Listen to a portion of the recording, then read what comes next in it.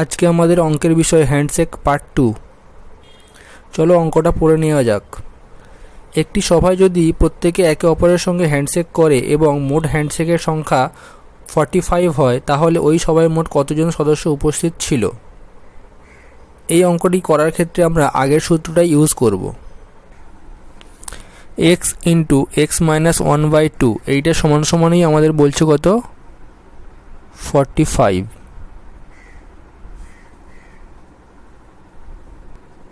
এটাকে সলভ করলে আমরা পাবো x square minus x equal to 90।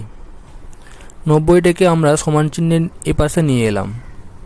এবারে আমরা এর মিডিল টার্ম ফ্যাক্টর বের করব। X square minus 10x plus 9x minus 90 equal to 0। X common যাবে, এক্স কমন গেলে থাকছে আমাদের এক্স মাইনাস 10 আর প্লাস 9 কমন যাবে, তারপরে থাকছে আমাদের এক্স মাইনাস 9 10।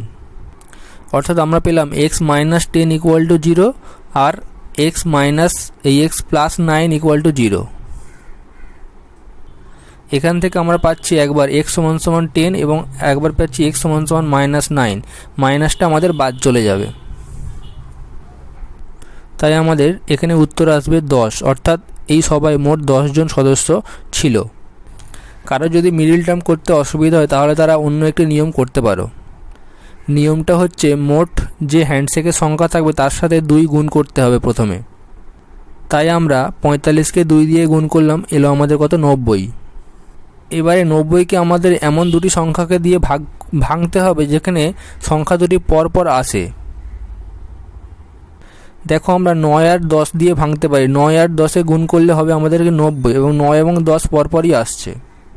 এক্ষেত্রে যেটা বড় সংখ্যা সেটাই উত্তর হবে।